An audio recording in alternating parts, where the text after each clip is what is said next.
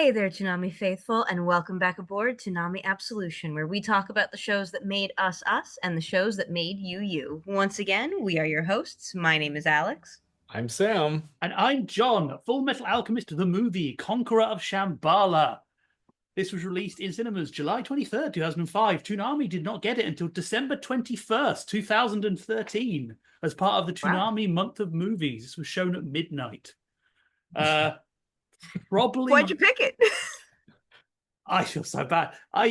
So last week we did Pyramid of Light, and it reminded me I have a weird soft spot for this era of anime movies. I say era, it's like 30 years, where anime movies were just licensed fan fiction where you could do any nonsense that was vaguely related to the main show. And I do have a soft spot for this movie, despite its many flaws, because more Hitler in this film than I remember being at the time. There's a lot of Hitler. So for context, like most right-thinking people, I believe Fullmetal Alchemist Brotherhood is the better Fullmetal Alchemist show. Yes. But this is technically the true ending to the original Fullmetal Alchemist anime. And so it includes all the changes, because keep in mind, this came out in 2005. Fullmetal Alchemist, the manga, doesn't end until 2010. So this is an ending that makes no sense in the rest of the context of Fullmetal Alchemist. But it's the ending to that anime, and it's certainly a way to go about ending a story. So I guess for the uninitiated, our heroes kind of find themselves in interwar Germany. Yes. This is before the burning of the Reichstag, from what I can understand. Yes. What I gleaned. The brown shirts have not yet. Yeah. This would have been the beer hall putsch, is what you see near the end, but the first attempt at beer hall putsch, which then gets overthrown. The hint of that is when they mention the mark. We're paying our tax in gold now because the mark is worthless. So we are in the hyperinflation phase, just before everything really goes to hell. Right. So Edward is thrown through a alchemical, because I guess alchemy can do this now. Sends him to a parallel world that's interwar Germany, and Homunculus and the Nazis are involved. And how much of this was censored in its broadcast, John? Very little, because this was a midnight showing. Right. This was a midnight showing. This was in 2013. So this is when Toonami kind of fully embraced its status as a adult or older teen block. Keep in mind, the hilarity, this was shown, so the night you got this, you had 3 shows on Toonami. You had this, FLCL, and Star Wars The Clone Wars. So to be fair, this film was only rated PG-13 in the US. Because there is very little, how do I put this politely? There's very little objectionable content in the eyes of the censors. There's a lot of Nazis, but showing the swastika isn't illegal in the US, so... No, I mean, the History Channel has made lots of money off the World War II era. You mean the Nazis and Ice Road Truckers channel? Yeah, that would do it. But I big fan of Fullmetal Alchemist and Fullmetal Alchemist Brotherhood. Even I agree with you, that is the superior anime adaptation of the story. I was not aware until you recommended this that there were I was more aware that they were live action Fullmetal Alchemist movies, much less 2 anime ones. I did not expect the Elric brothers to encounter Hitler in their adventures, frankly. Okay, so for those in the audience who are uninitiated to me, I am of Jewish descent. My family escaped fascist-occupied Italy to come to America during this time period. So it's very wild to me as a Jewish person to hear in an anime movie the Jews be referred to. It is a crazy thing to me, and also remembering who Fuhrer King Bradley was, and for him to be reincarnated as a Jewish movie maker, it kind of blows my mind. At the same time, I'm not mad at it because it is very real to what was going on after the Treaty of Versailles. For those who are not up on their World War II history or their World War I history, the Treaty of Versailles basically blamed Germany for everything that happened in World War One. And what it did was it economically wrecked the country. It absolutely destroyed it. And what happens in economically wrecked countries? They're a powder keg for finding a scapegoat. And the Jews and the Roma and Catholics and everybody, communists, were the scapegoat. Then that led to what would be known as the final solution, which is what everybody knows about when it comes to World War II, which is the death camps like Dachau and Auschwitz. So this is before that, but it is shockingly realistic as a representation of that. Well, I was gonna say, it was really weird to go from like homunculi, and there are homunculi in this, but it's really weird to go from homunculi to like brown shirts. It's like, oh, it doesn't feel like a villain of the week kind of story. This film is tonally very strange. I think one thing I do like is I don't think it doesn't shy. We should probably point that out. There's a lot of Nazis in here, but it's never played for jokes. Yeah, this film is in parts deadly serious, to the point that I think hilariously the weakest part of this film is the final arc when we go back to the Elric's original world and have an airship battle, because it just feels so tonally inconsistent with what has been quite a slow drama. With a lot of they use a lot of the this whole film is built around dramatic irony in the idea that the audience knows where this is going, and there is a sense of creeping dread. One of my favorite bits of this film is that moment when Edward's in the beer hall and he gets rid of, oh, everyone in here is a member of the Nazis. And because you know that before he does. And it's like, oh, you have made a horrible mistake. It does it very well. I think the argument is, was Fullmetal Alchemist the series to make this point with? I do quite like the overarching, they use Fritz Lang, so obviously, Bradley is Fritz Lang. Fritz Lang was a real director. He made Metropolis, which is a film you should go and see. And M, which is another film you should go and see. Oh, yes. He was really ahead of his time. He also made Women in the Moon in 1924, which had multi-stage rocket launch pads years before the space race. I want to bring up the dragon they have in this. He had to have an animatronic dragon. That was a real thing from Die Nibelung from 1924. But they have a point with him. He's like, science made cinema and guns. Both of them are something you have to deal with, which I like. It does work well with the whole idea that Fullmetal Alchemist had with alchemy, of it being able to create great things, but also create horrible things, and balancing that is important. But it's a very odd film. It is. I mean, if you think about it, the aesthetics, they're always kind of like these vaguely like early 20th century steampunk aesthetics in Fullmetal Alchemist, and also in Attack on Titan, which straight up has, a lot of Germanic names as well. But yeah, this doesn't play like when Goten and Trunks fought cartoon Hitler in Fusion Reborn. This is this is a little more like oh shit, like here we are. Yeah, The creeping dread of it comes from the fact that you know that the girl Noe, I think her name was Noah. Yes, Noah. Noah is going to die. Like that. She is Roma in Germany. She is going to die. The pastiche of Scott. They are going to die. Like it is highly likely that a majority of the characters we meet in this film are going to die in horrible ways, and nothing that happens in the film is going to stop it. Yeah, no, that's entirely it. Also, I want to point out we've had a lot of conversations about representation in this, especially with Roma people. This film is very good with it. It does directly touch on a lot of it, and they do point out that gypsy is a slur. It's a word you shouldn't be using. I'm going to be using it here, obviously, because the word they're using here. But Roma is the right term. And I think it's, again, even for 2005, that's very rare. Like, this film, I think this film could have been a disaster, but you clearly tell people involved did their research on it to know what was going on and to avoid propagating hateful stereotypes. I will say I love their depiction of Hitler here. Same with you see Hess in here. You see a few, and they're always depicted as gaunt, horrible-looking men. Yeah, which I think is a nice touch. They are never, sort of idealized, which is always good. Yeah. They're an interesting contrast to the homunculi that do show up in the story too. It's just like it's the oddest.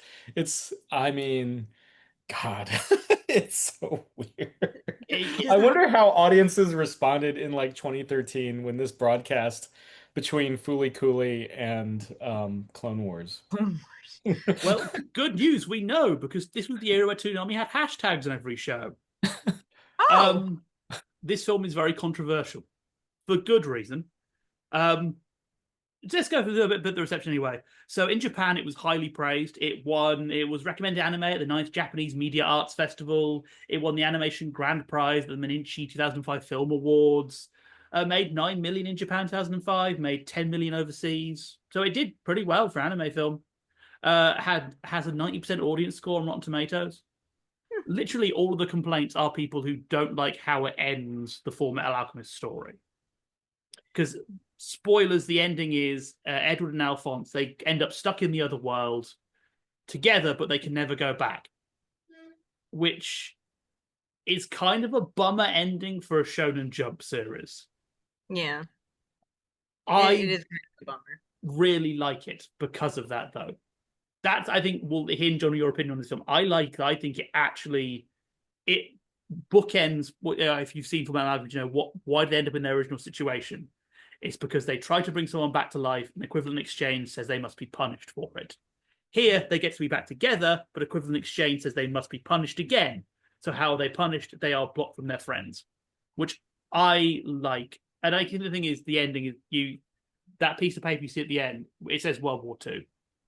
They haven't. This isn't like, oh, we've stopped the war. The war is still happening, which is a horrible, horrible bummer. Which I appreciate, but I understand why probably like younger fans who grew up with the original Fullmetal Alchemist were probably like, well, I wanted to see the brothers together and go on more monster adventures, not hear Fritz Lang tell me that war is an inevitable part of the human condition. I think the other stuff that I think is really interesting going on here before we talk about like the plot, the way they build up the trappings of the setting and the way that the movie, because at one point they're having a conversation about Nietzsche. Yes. That happens in the background. And famously, Nietzsche's philosophy was deeply misinterpreted during the Reichstag. It was a very deeply misinterpreted philosophy. It continues to be deeply misinterpreted because people don't understand irony. But those little touches, like referencing Nietzsche, referencing these very specific belief systems that were gaining so much power, it speaks to the research, but it also speaks to the level of world building. And then we get Envy showing up as a dragon, and it for me, the whiplash of this movie is so wild. Like, we're getting this intense war drama, but then Envy's chewing on Hohenheim in a library. Yeah, and then you get like the stuff in the underground city with Alphonse. You get Alphonse's battle scene. It's like, oh, okay. Yeah. Yeah, it's I mean, look, there's a lot of stuff that I guess now that I think about it, if this is the true coda to the original anime series, I just assumed that there was no ending, no full on. I'm trying to remember what the original series finale was like in television for that first run show. If I recall, it is pretty much where we get here, where Edward saves Alphonse, but then he gets cast into the gate. Yeah. So And you see, okay, this is the movie where, okay, so it picks up from that cliffhanger. Okay. Yes, you see where he ends up. Yeah. What did you guys think of there being two Alphonses, adult Alphonse and baby Alphonse, even though they're not the same person? I liked. It was an interesting way of doing it. I have to admit, I found it quite funny that German Alphonse was doing the full sickly child coughs like he was in a Victorian melodrama, leading to the, oh no, there is blood on my hand. Kids, if you're coughing up blood, it's already pretty much too late at that level. He was coughing up too much blood to be standing. Yeah, yeah. He's there's no hope for this Tiny Tim, really. Yeah, it's I mean, double the Alphonse. I do think it's kind of a shame that we didn't get to spend much time with the real Alphonse in this film, which is, I think, another reason this film was disliked, is that a lot of the side characters get an awful short shrift in this. Like, we don't really see them. So, fun fact, this film's original script was 3 hours long. What? This nearly 2-hour version was the compromise. This was a Lord of the Ring Yeah. long. It was written by the main writer for Fullmetal Alchemist anime, and they wrote 3 hours worth of script and got told no. What do we think Well, about Eckhart's arc in this story? Eckhart's the weak link in this entire film. I get what they were going for with her. That I like how she gives her speech at the end, like, I fear you, so I must kill you. It's very on the nose, but she's not built up enough. She just spends most of her time standing around going, I'm very German. Feeling quite German today. Yeah. I actually kind of hate that speech. I genuinely hate that speech. It is such a big narrative, especially in diasporic communities. That idea of you are going to be hated because we are afraid of you. And in my experience, having dealt with the kind like I've dealt with anti-Semitism in my real life. Like that those people are not afraid of me. Those people do not want me to exist because they think they are better than me. That I'm a little sick of that I'm afraid of you, therefore I must kill you narrative, because it's almost trying to justify that hatred. It's you don't like me because of an arbitrary reason. You're not afraid of me. You just think I need to be dead. And I hate it. And I understand that this is a movie from 2005 for children, but I think it sends the wrong message. It's trying to humanize that person. And I don't think that Nazis deserve that. She doesn't. I think it only works if you remember how the gate stuff works a little bit, in that all the black stuff is basically amplifying, is effectively working to make her speak her mind. Yeah. But they don't really play with that enough. I think so much of her arc requires you knowing that the Thule Society were a real thing, and that the whole thing they say about us sponsoring the Nazis was true. That's what the Thule Society did. Yeah. They sort of cut around how awful the Thule Society were. They were rampaging dickheads and got everything that was coming to them. Yeah. I think most of them hung after Nuremberg. Good. Yeah. But I don't think the film, again, I want to see the 3-hour cut of this film, because I think, it's the ultimate irony of this film for me is that all the Fullmetal Alchemist bits are where this film becomes bad. Yeah, no, I mean, yeah, it's it's kind of a cop out how Alphonse takes out Eckhart, but then she gets killed by Hughes, so it's like, yay! But then Hughes kind of rethinks being a Nazi, maybe. Yeah. I mean, and it's interesting. Yeah, the Thule Society is interesting. It's more than just Hellboy comics kids, but yeah, it's just such a weird mismatch. Again, tonal or aesthetically, these worlds are like similar visually, but damn, I didn't really think Edward and Alphonse's last adventure would involve so much Hitler. Yeah, I didn't watch this one when it aired, guys. Me neither. I've never seen this movie before. This is my first experience with it. There's probably a reason for that, in that this was in rights hell for many years, so finding this on streaming was a pain. Yeah. I think it's available on Crunchyroll these days. It is now. They got it back recently. Yeah. I watched it on Crunchyroll. Yeah, for many years it was hard to find. Yeah.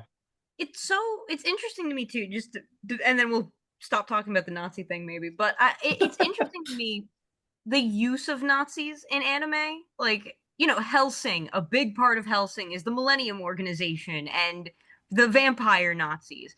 And then you have stuff like Hitalia, where we kind of work our way around the Nazi thing. Like, and I think it's an interesting way of coping with this piece of history. I haven't quite put together how I feel about it yet, but it's interesting how anime has embraced using it in a certain way. Like, the Nazis in Hellsing are eating babies in the streets of London. Like, they are not the good guys. Yeah. Right? Yeah. And they're not the good guys here. It's just, I find it fascinating how that piece of cultural consciousness has worked in Japan specifically. I think you always have to remember with this is that Japan never had the Nazis on their soil. Yeah. In the same way that, again, this is someone who's British, my whole family, I lost a lot of family members in Second World War. there's a very different approach to how you handle them. And you even look at how I think laughing it was a natural thing. Like a couple of years after the war, it was a common thing in Britain to have a goose-stepping Nazi in a show who would get punched, and Spike Milligan had stupid. I think that was just it is a reaction to it. I think how Japan does it is a bit different to how other countries approach it. I mean, look at Mel Brooks. I think is how that's his way of handling it. It's a hard era of history to tackle. Yeah, I mean, I think capturing the farcical elements, kind of takes the Mickey out of it, so to speak. I will say, like, has I'm very curious how Arakawa found this to be the proposed ending to his story, which was ongoing at the time. To be fair, I think they quite liked it. Oh, well. Considering keep in mind the reason there are Fullmetal Alchemist, the original anime, was told to go off is that Akane was always a big believer in I don't want the anime and manga to tell the same story because it's pointless having the same story twice. So they basically stepped entirely away from the anime after giving him the first couple of volumes, and basically went, "Do whatever you want, it's yours." So I think they kind of appreciated this, even if they went the entirely other way for their ending. I do love the fan fictionness of it all. It does. When you mentioned the fan fiction thing earlier, I was just like, no, it did feel like somebody's World War II AU on AO3. Yeah. Like, I could 100% believe this was a different script that we just like, let's call this character Edward. It's so you're saying it got the Star Fox Adventures Dinosaur Planet treatment, where it's like we need to put our wings in this in the beginning and the ending. Okay. It got the serial number scribbled off of it, Change the protagonist to Fox McCloud. Do it right now. Right now. Oh. And that guy's actually Andros all along. Okay, all right, fine. Dun, dun, dun. But I do love the few homunculi that we did get. I do love horrible eldritch creature gluttony. There is something very fun about that weird, horrible Bloodborne design. Gluttony's a great design. Yeah, I mean the homunculi have always kind of been the highlight for me, but I think they're just done so much better in Brotherhood. It was weird going back to classic era, for lack of a better term, Fullmetal Alchemist, because at this point I've been living with Brotherhood for like 15 years or so. So it's really, I haven't really gone back to the original series, and so it's kind of like, oh, okay, all right. This is where we're at. Okay. Sure. Yeah. I think there is a big I think you can use Fullmetal Alchemist. This is a sort of a pet theory of mine to mark the differential times in the anime industry, where Brotherhood comes just with sort of getting the epic TV anime with sort of film budgets becoming a thing. Because like Fullmetal Alchemist, the original one, is very much your weekly shonen series, like Z was, like like all those shows. Yeah. Whereas like there's a very limited budget, so we're gonna pad for time, and here's our like one fight per year, which we spend a bit of money on. While Brotherhood comes sort of just before Attack on Titan and stuff like that, where it's like we're going to just start doing spectacles and put a lot of money into our weeklies. Yeah. And so it is night and day when it comes to appearance of a lot of these things. I'm going to be so real. I think the original Fullmetal Alchemist gets way too much crap in comparison to Brotherhood, because I genuinely like both of them. There are things that I think are done better in the original Fullmetal Alchemist than are done in Brotherhood. I think all like the stuff that they do in the beginning with the horrible doctor and his dog daughter, I think that's done way better in the original Fullmetal Alchemist, because Brotherhood just kind of glosses over it. But I agree. I think that a lot of the homunculus stuff is like, it was really hard for me to recalibrate my brain when I saw Wrath and being like, oh, what? Yeah. Don't you have a mustache? I remember you having a mustache. It's a common problem. One thing I want to bring up, I wish they'd done more with is Edward's arms. Because in the real world, he goes to actual prosthetics, but they still have weird powers in them, which is a shame. I really wish, because the scene where he's putting on his leg and arm in the real world is one of the most accurate depictions of wearing a prosthetic I have seen. It's a shame that we had to give that one special. I get why they did it, because they didn't want to Then you have to keep track of which arm is which and all this. I do wish they'd gone to more of that, because I think Edward is really interesting disability rep, which we don't get very often in anime, especially for a main character who is shown to still be heroic. So it is a shame, but I get why, from an animated perspective, you don't want to have one arm be useless, because good luck. Good luck. Yeah. But we are approaching that time. But I want to hear your final thoughts, though, my friends. It's weird. It's a weird movie. I mean, it's at the end of the day, like it's Fullmetal Alchemist. It's the characters we know and love. It's just that the setting and opposition that they're taking on is, for a fantasy steampunk show, is oddly real world and like has that sinister edge that we don't really get in Full Metal Alchemist. So it's like suddenly, it's just an odd tonal whiplash to kind of come off of that. And it's beautiful. It's a gorgeously rendered movie, but yeah, it's just kind of like, I don't think you ever quite wrap your head around the fact that now Edward's fighting the Third Reich. It just never quite it never quite gets there. Yeah, I have a soft spot for this movie. The pacing is weird. I don't think they ever fully square the circle of the two worlds. I don't think they balance the two worlds enough to make like the final bits make sense. The pacing is all over the shop.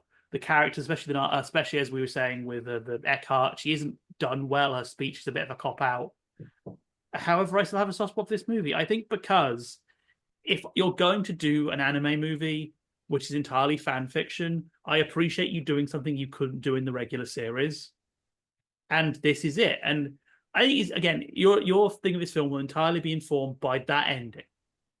For me, I really like that. I like they're not happy. I think that is a brave choice. I think, as a writer, I enjoy the idea that we're going to say, hey, there aren't happy endings sometimes, and you've got to make the best of what you have. That's brave. I understand if you're a Fullmetal Alchemist fan, you're going to hate that. But I appreciate them trying something higher concept with this show, when they could have got away with doing sort of the Dragon Ball movie of, here's Wrath but green, go fight him. So I admire it. Didn't pull it off, but if I'm watching a film, I'll always prefer a film that shoots for the stars and fails miserably than the corporate suits come in and do rest on your laurels and repeat what I've already seen. I agree with that. I think this movie took a lot of big swings, and some of them were successful and some of them weren't. I appreciate there being a kind of a bummer ending for a shonen anime movie. Like I do appreciate that. The thing that I always want to remember when it comes to stuff like this is that there is a concerted effort in Jewish communities about not forgetting what happened during World War II. You never forget what happened during the Holocaust. It is an important part of the current Jewish identity, because it can happen anywhere.